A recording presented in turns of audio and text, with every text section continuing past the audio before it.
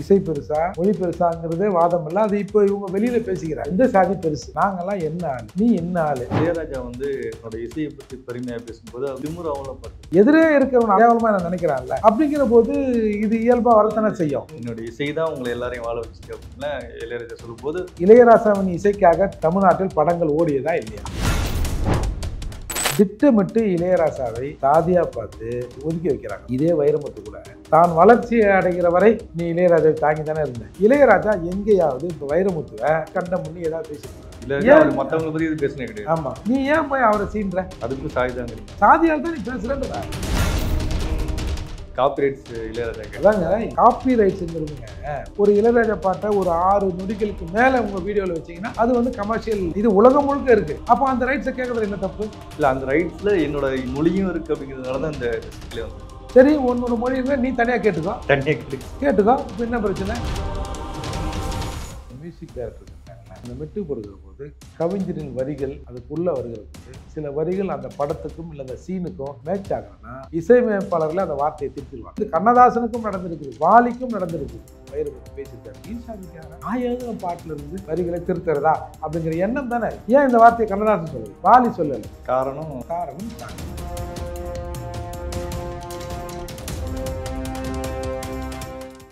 Study in Singapore, Mauritius. Easy entry to Canada, UK, Europe, Australia, New Zealand. For admission contact 7904-710-512. நகரம் boys உங்களுக்கு வணக்கம். இன்றைக்கு புரட்சி தமிழன் கட்சியின் தலைவர் தேர்ப்பர் மூர்த்தி அவர்கள் சந்தித்து இளையராஜா வைரமுத்து அவர்களுக்கான சண்டைகள் சர்ச்சைகள் போயிட்டு இருக்கு. அது குறித்து பேச போறோம். சார் வணக்கம். ரொம்ப பெரிய ஒரு பனிப்போர் நடந்துகிட்டு இருக்கு. இளையராஜா வெர்சஸ் வைரமுத்து, அதாவது இசையா மொழியான்னு. உண்மையிலேயே ஒரு இசைக்கும் இல்லை மொழிக்கும் எது தேவை, இசையா மொழியா? இளையராஜாவை எப்படி பார்க்குறாங்க? இளையராஜாவை இன்னமும் அந்த சமூகத்தை ஒட்டி தான் இளையராஜாவை பார்க்குறாங்க. பொதுவாகவே சினிமாவில் வந்து இந்த கேஸ்ட் அட்ராசிட்டி அதிகமாக இருக்கும் அப்படின்னு சொல்லுவாங்க. நீங்கள் இப்போ ஆரம்பத்தில் நம்ம எம்ஜிஆர் அவர்கள் இருந்தபோது சங்கர் கணேஷ் வந்து நல்ல மியூசிக் நல்லா இசையமைச்சாங்க. எம்ஜிஆர் வந்து சினிமாவை விட்டு விலகுகிறார். சங்கரையும் கணேசையும் பிரித்தாங்க. ஞாபகம் இருக்கா? பிரித்து இந்த பேர் இருந்தால் அதில் வந்து கணேஷ் நம்ம எஸ்ஏ அவர், ஆமாம், பட்டியல் சமூகம். அதால் இவெல்லாம் வந்து இப்படி வர்றதா அப்படின்னு அதோட ஒழிச்சாங்க. இளையராஜா வந்து ஒரு படத்தில் அறிவு மாறாரு. அவரோட இசையை வந்து தவிர்க்க முடியல.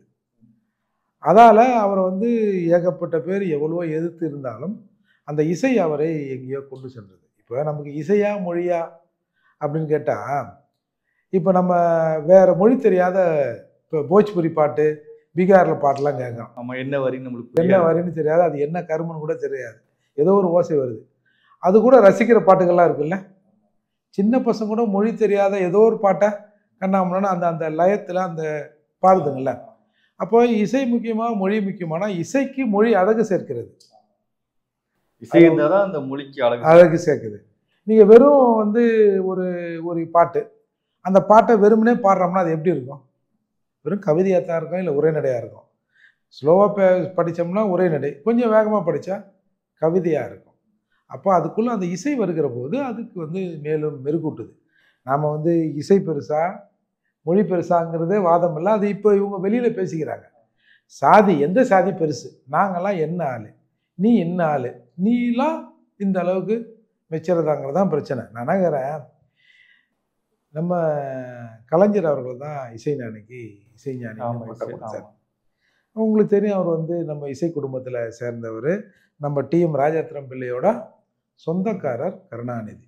இசை குடும்பம் தான் அது. இசை குடும்பத்திலேருந்து அப்போ தப்பாக கொடுத்துருப்பாரு இசைஞானின்னு? தெரிஞ்சுதான் கொடுத்துருப்பாரு. தெரிஞ்சு தானே கொடுத்துருப்பாரு. அப்போ இன்றைக்கி இதை தெரிஞ்சவன் ஞானி, தெரியாதவன் அஞ்ஞானி அப்படின்னா என்ன அர்த்தம்? அது நீங்கள் இது வந்துங்க, இப்போது கண்ணதாசன் இருந்தார். கண்ணதாசன் இருக்கும்போது வந்து நம்ம வைரமுத்து என்ட்ரு ஆகிறார். நீங்கள் வைரமுத்துவை இவருக்கு வந்து கவிஞர் வைரமுத்து அப்படின்றதையும் அவர் ஏற்றுக்கலை. அப்புறம் வந்து கவியரசு வைரமுத்துன்றதையும் ஏற்றுக்கலை. ஆனால் அவரா கவி பேரரசுன்னு போட வச்சார். இல்லை, கவி பேரரசுன்னு இவர் யார் பட்டம் கொடுத்தா தெரியல. இவரா வந்து நிர்பந்தம் பண்ணி என்னை வந்து கவி பேரரசு அப்படின்னு போட்டு போட வச்சாங்க. நீங்கள் நம்ம கருப்பையா கூட பழக்கருப்பையா கூட ஒன்று சொல்லியிருப்பாரு, இந்த ஜெயகாந்தன் வந்து அந்த கடைசி காலத்தில் திமுகவுக்கு ஆதரவு அது இதுன்னு அந்த அவருடைய பேனா முனை மழுங்கியது, நீ கெட்டு போகிறதுக்கு கேள்வியாக வரைக்கும் காத்திருப்பானே, வைரமுத்து மாதிரி முன்னாடியே கெட்டு போயிருந்தா ஒரு வசதியான வாழ்க்கையாவது உனக்கு கிடைத்திருக்குமே அப்படின்னு அருமையான வரிகளை பழக்கருப்பையாக சொல்லியிருப்பார். அதால் இவர் குமரியாக இருக்கும்போதே கெட்டு போனவர் வைரமுத்து. அதால கொஞ்சம் செழிப்பாக இருக்கிறார். ஆனால் வந்து இளையராஜா வந்து தன்னோட இசையை பற்றி பெருமையாக பேசும்போது அது வந்து ஒரு இருமாப்பாவும் ஒரு திமுறாவும் பார்க்கப்படுது. இல்லை, உங்களுக்கு கலைஞர்கிட்ட அந்த இருமாப்பு இருக்கத்தான் செய்யும். ஆனால் அந்த இருமாப்பு எதிலிருந்து வருகிறது? எதிரே இருக்கிறவன் அடக்கிறான்ல, எதிரே இருக்கவன் கேவலமாக நான் நினைக்கிறான்ல, அப்படிங்கிற போது இது இயல்பாக வரத்தானே செய்யும். என்னோட இசையால் தான் நீங்கள் வாழ்ந்துகிட்டு இருக்கீங்க, என்னோட இசை தான் உங்களை எல்லாரையும் வாழ வச்சுது அப்படின்லாம் இளையராஜா சொல்லும்போது அவர் ஒரு திமுறா உள்ளவர் தானே பார்க்கப்படுது. சரி, இளையராஜாவின் இசைக்காக தமிழ்நாட்டில் படங்கள் ஓடியதா இல்லையா? இசைக்காக தான் படங்கள் நிறைய, அப்புறம் மாற்றுக்கிறது கிடையாது. அப்புறம் ஆனா அதை என்னோட இசையால தான் வாழ்றீங்க, என்னோட இசை தான் உங்களுக்கு எல்லாமே கொடுத்துன்னு சொல்றது வந்து அதை ஏத்துக்க முடியுமான்னு சொல்லி மற்றவங்க கேட்கிறாங்க. இப்போ அண்ணன் தான் எனக்கு வாழ்க்கையே கொடுத்தாரு, அவன் 100 படங்கள் நடிச்சிருப்பான், முதல் படத்தில் அண்ணன் தான் எனக்கு வந்து ஒரு சூப்பர் ஹிட் படத்தை கொடுத்து என்னை வாழ வச்சாருன்னு பல நடிகர்கள் பேசி கேட்டிருக்கும்ல. அப்புறம் என்ன சார், இது வந்துங்க திட்டமிட்டு இளையராஜாவை இவர் சாதியா பார்த்து இவரை வந்து ஒதுக்கி வைக்கிறாங்க சார். நீங்கள் இதே வைரமுத்து கூட தான் வளர்ச்சி அடைகிற வரை நீ இளையராஜாவை தாங்கி தானே இருந்த, அதை நம்ம யாரும் மறுக்க முடியாதுல்ல. உனக்கு இந்த முறை இப்போ புதுசாக உனக்கு ஜாதி ஒட்டிக்கிச்சு, ஏற்கனவே ஜாதி ஒட்டி தானே நீ சினிமாவுக்கு வர, அப்போது இப்போ மட்டும் எப்படி நீ அதை காட்டுற, கொஞ்சம் வளர்ந்த பிறகு காட்ட ஆரம்பிக்கிறல்ல, அப்போ இதற்கு மேலே நமக்கு யாரோட தயவும் தேவையில்லை அப்படின்னு தானே எண்ணம் இது சார். ஒரு தடவை நம்ம இந்த சதியில் பாலச்சந்தருக்கும் ஒரு பெரும்பங்கு இருக்குது. எப்படி சொல்றீங்க? பாலச்சந்தரும் ரஜினியும் சேர்ந்து ஒரு படத்தில் இணையிறாங்க. அப்போது ஒரு 3 மாத காலத்தில் அந்த இசையை முடிச்சுக்கணும்னு இவங்களுக்குள்ளே ஏதோ ஒரு ஒப்பந்தம் உள்ளது. அப்போது இவர் ஆனாவுனா வெளிநாட்டு மேலே வாங்க போகிறேன் இங்கே போகிறேன்னு போயிடுவார்ல, சாமிக்கு போகிறேன் வெளிநாட்டுக்கு போகிறேன்னு. அப்படி போயிருக்க போது அந்த சில முடிக்கப்படாத போர்ஷன்களை ஏற்கனவே சில படங்களில் இளையராஜா போட்ட மியூசிக்லேருந்து பிட் எடுத்து போட்டு இவங்க அதை ஃபில் பண்ணி போட்டிருக்கிறாங்க. அப்போ ரஜினி என்ன சொல்லியிருக்காரு, நான் சாமிக்கிட்ட பேசிக்கிறேன், ஏன்னா மொக்கையான படங்கள் வருகிற பொழுது என்னோட படம் அந்த கேப்பில் வந்தால் ஓடிடும், இந்த மாதிரி நல்ல படங்கள் இன்னும் எனக்கு ஏற்ற ஈக்குவலால் எனக்கு கீழே இருக்கிற படங்கள் வருகிற போது என் படம் அவ்வளோவா ஓடாது, அதால் நான் சாமிக்கிட்ட சொல்லிக்கிறேன் அப்படின்னு அந்த படத்தை ரிலீஸ் பண்ணியிருக்காங்க. அப்போ இளையராஜா வந்து இதுக்கு தான் டைம் இருக்குது, ஏன் அந்த மாதிரி பண்ணீங்க, உங்களுக்கு ஒன்றும் தெரியாது, என் இசையை ரசித்து கேட்குறவன் இல்லையே இந்த பீட்டு வேற எங்கேயோ ஒரு படத்தில் வருது அப்படின்னு கண்டுபிடிச்சான்னா அது நல்லா இருக்காது இல்லை. பெரும்பாலும் இளையராஜா அந்த மாதிரி பயன்படுத்த மாட்டார். ஒரு படத்தில் பயன்படுத்திய விஷயங்களை அடுத்த படங்களில் கண்டிப்பாக வைக்க மாட்டார், அது அவரோட பாலிசி. அப்படி இருக்கிற போது அவங்களுக்குள்ள வந்து ஒரு முரண்பாடு வருது.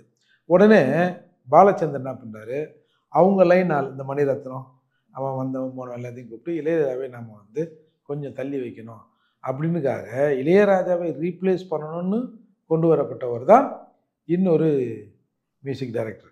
அப்புறம் நீங்கள் அப்புறம் 86க்கு அப்புறம் வந்து இந்த சுணக்கம்லாம் முடிஞ்ச பிறகு திரும்பவும் பல படங்கள் வந்து இளையராஜாவை ஓடிச்சில்ல சார். நீங்கள் சக கலைஞனா இளையராஜாவை சக கலைஞனாக நீங்கள் பார்த்துருந்தீங்கன்னா இளையராஜா மீது ஒரு வன்மம் இங்கே உமிழப்பட்ட போது நீங்கள்லாம் குரல் கொடுத்துருக்கணும்ல.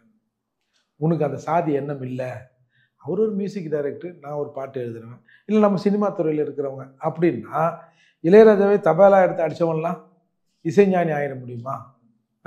அன்றைக்கி வந்து சோத்துக்கு வழி இல்லாத போது நீ கம்யூனிஸ்டாக இருந்த, இன்றைக்கி வந்து நீனா உனக்கு வந்து பெரிய ஜாதின்னு நினப்பா அப்படின்னு சொன்னபோது, அதுவும் பெரியாரின் பேரன் என்று சொல்லிக்கொண்டு ஒரு குடியாரன்னு சொன்னபோது நீங்கள் ஒரு சினிமா துறை சம்மந்தப்பட்டவங்களாவது அதை கண்டிச்சிருக்கணும்ல. தமிழ்நாட்டில் ஒருத்தன் கண்டிச்சான்னு சொல்லுங்கள். நான் புகார் கொடுத்தேன் இந்த இதில், நீங்கள் ஆமாம் இளங்கோவன் பேர்லையும் வீரமணி மேலேயும் புகார் கொடுத்து 2 தடவை விசாரணைக்கு வந்து ஆஜரானாங்க போலீஸு. அப்போது யாராவது ஒருத்தர் அந்தாலும் பெரிய மனுஷன் அந்தால போய் ஏன் அந்த மாதிரி பண்ணுறீங்க அப்படின்னு சொன்னாங்களா? இளையராஜா ஒரு மோடியை பற்றிய ஒரு புத்தகம், அதில் வந்து முன்னுரை எழுதுறாரு. அவர் எழுதுனாரா, அவர் எழுதலையா, இல்லை அவங்க தம்பி எழுதியானா இது புக்குனா கையெழுத்து போடுனாரா அப்படின்னு நமக்கு தெரியல. இளையராஜா என்ன சொன்னார், அம்பேத்கர் வந்து நினைத்த சில விஷயங்களை இன்றைக்கு மோடி செய்திருக்கிறார், இன்றைக்கு அம்பேத்கர் இருந்திருந்தால் இதை பாராட்டி இருப்பார் ஒரு வார்த்தை முன்னுரையில். அப்போது அதில் வந்து பல திட்டங்களே அவர் சொல்கிறார். இத்தனை திட்டங்கள் அந்த அவ்வளோ விரிவாக அந்த திட்டங்களெல்லாம் இளையராஜா படித்திருப்பார்னா சந்தேகம்தான். அதை நம்ம ஒத்து தானே ஆகணும். மத்திய அரசு என்னென்ன திட்டம் போகிறது பார்க்குறது தான் அவர் வேலையா? வந்து மியூசிக் நோட்ஸ் எடுக்கிறது தானே அவரோட வேலை. அப்போ அந்த புத்தகத்தில் முன்னுரையில் அவரோட கன்சர்னோட கூட அது வந்திருக்கலாம். உடனே இளையராஜா வந்து எப்படி மோடியை அம்பேத்கரோடு ஒப்பிட்டார் அப்படி எல்லாவனும் கத்துறான். ஆமாம், இவர் என்னன்னு அம்பேத்கரை பார்க்குறேன், இவருக்கு அம்பேத்கர் சுட விருது தரேன் அப்படின்னு கருணாநிதியை வந்து அம்பேத்கரை பார்த்தது காலம்லாம். ஆமாம், ஸ்டாலினை அம்பேத்கரை பார்த்த காலம்லாம் உண்டு இல்லை. அப்போல்லாம் ஏன் எதிர்ப்பு தெரிவிக்கல? இளையராஜா வந்து ஒரு பறையர் அப்படிங்கிறதுனால தான் இவங்களுக்கு எல்லாம் வந்து ஒரு வெறுப்பு வருது. ஆமாம், வேற ஒன்றுமே இல்லை. அவங்க குடும்பம், அவர், அவங்க தம்பி, இவங்கெல்லாம் ஒரு கோல வச்சுறாங்கல்ல. இப்போங்க நீங்கள் இளையராஜா சிலரை ஒரு கொஞ்சம் ஒரு மாதிரி இறுக்கமாக நடந்திருப்பார், உண்மைதான். எல்லாரும் காடுது பட எத்தனை பேர் என்னென்ன பேசியிருப்பான். அதில் கொஞ்சம் வெறுப்பை அவர் காட்டியிருக்கலாம். ஏன்னா குறைஞ்சபட்சம் நீங்கள் எங்களை வந்து என்னெல்லாம் பண்ணுவீங்க, நாங்கள் அந்த எதிர்ப்பு உணர்வை கூட காட்டக்கூடாது அப்படிங்கிறது வந்து எப்படி சரியாக இருக்கும்? அதால் இது முழுக்க முழுக்க இவர் வந்து சாதியாக தான் இளையராஜாவை இன்னும் வரை பார்க்குறான். நீங்கள் அவங்க பார்க்குறான், அதே மாதிரி இந்த சமூகத்தில் இருக்கிற ஆளும் சாதியாக பார்க்குறாங்க. பல பேர் அவரை வந்து சாதியை கடந்து இசைஞானியாக தான் பார்க்குறாங்கன்னு வச்சுக்கோங்க. பெரும்பான்மையாக இந்த சமூகம் அவரை வந்து ஒரு குறியீடை தான் பார்க்குது. சரி, நான் என்ன சொல்கிறேன், நீ இளையராஜாவோட விட்டுறியா? ஒரு பெரும்பான்மை சமூகம் அவரை தூக்கி தலையில் சுமக்கிறது, அதுக்கான தகுதி உள்ளவர், அது வேற. தூக்கி சுமக்குது வச்சுங்க. நாம் நேரடியாக இளையராஜா எங்கேயாவது வைரமுத்துவை எங்கேயாவது கண்டம் பண்ணி ஏதாவது பேசியிருப்பாரா? இளையராஜா பேசினே கிடையாது. இளையராஜா மற்றவங்களை பற்றி இது பேசினே கிடையாது. ஆமாம், நீ ஏன் போய் அவரை சீன்ற? உனக்கு வாய்ப்பு கிடைக்கிற போதெல்லாம் எங்கேயாவது ஒரு இக்கி வச்சு இளையராஜாவை பேசுவது நோக்கம் என்ன? அதுக்கும் சாதிதாங்கிறீங்க. அது சாதியால் தான் நீ பேசுறேன்ற. இல்லை வந்து ஒரே காலகட்டத்தில் ரெண்டு பேரும் அந்த வளர்ந்ததுனால இதுக்கு கிரெடிபிலிட்டி யாரு அப்படிங்கிறது போட்டி. இப்போ இளையராஜா வளர்க்கப்பட்டார்ல, இந்த கிரெடிபிலிட்டி யாருங்கிற போட்டியில் வந்து தனக்கு கிடைக்கலங்கிற இதில் ஆதங்கத்தில் வைரமுத்து பேசுகிறாரு. இல்லை, இது மாதிரி எவ்வளோ பேர் கேட்டிருக்காங்களா, அவங்களாம் ஏன் பேசல? இல்லை, இந்த காப்பி ரைட்ஸ் இளையராஜா அதாங்க இளையராஜா கேட்கறதானங்க பிரச்சனையாச்சு. காப்பி ரைட்ஸுங்கிறதுங்க ஒரு விஷயத்தை, என்னோட விஷயத்தை நீங்கள் பர்சனலாக கேட்கலாம், ஒரு கல்யாண வீட்டில் போடலாம், அதை வந்து கமர்ஷியலாக நீங்கள் பயன்படுத்தக்கூடாது. இப்போ நீங்கள் இளையராஜா பாட்டை கேட்குறீங்க, கேட்டுனே இருங்க. ஒரு இளையராஜா பாட்டை ஒரு 6 நொடிகளுக்கு மேலே உங்கள் வீடியோவில் வச்சிங்கன்னா அது வந்து கமர்ஷியல். ஆமாம், இது உலகம் முழுக்க இருக்குது, நம்ம ஊருக்கு மட்டும் இல்லை. அப்போ அந்த ரைட்ஸை கேட்கறதுல என்ன தப்பு? இல்லை, அந்த ரைட்ஸில் என்னோட இசை மொழியும் இருக்குது அப்படிங்கிறதுனால தான் இந்த சிக்கலே வந்தது. சரி, உன்னோட மொழி இருந்தால் நீ தனியாக கேட்டுக்கோ. இப்போ என்ன பிரச்சனை சார்? அவரை வந்து இவங்க பார்க்குற பார்வையை முதல்ல மாற்றணும் சார். ஆனால் இப்படி சாதியாக இளையராஜாவை பார்த்து ஒதுக்கினவெல்லாம் திரும்பவும் இளையராஜா கிட்ட போய், ஐயா எனக்கு என்ன வாழ்க்கை போச்சு, எனக்கு ஏதாவது 2 படம் பண்ணி கொடுங்க அப்படின்னு வந்ததை நம்ம பார்த்துருக்கோம். அதால் இந்த மியூசிக் டைரக்டர் இருக்காங்களே, அவங்க அந்த மெட்டு கொடுக்குற போது கவிஞரின் வரிகள் அதுக்குள்ளே வருகிற போது சில வரிகள் அந்த படத்துக்கும் இல்லை அந்த சீனுக்கும் மேட்ச் ஆகலைன்னா இசையமைப்பாளர்கள் அந்த வார்த்தையை திருத்திடுவாங்க. மாற்றி சும்மா, அதாவது அந்த லைன் ஃபுல்லில் ஒரு வார்த்தை 2 வார்த்தையை திருத்திடுவாங்க. திருத்திட்டு இவங்ககிட்ட சொல்லுவாங்க. இது கண்ணதாசனுக்கும் நடந்திருக்குது, வாலிக்கும் நடந்திருக்குது.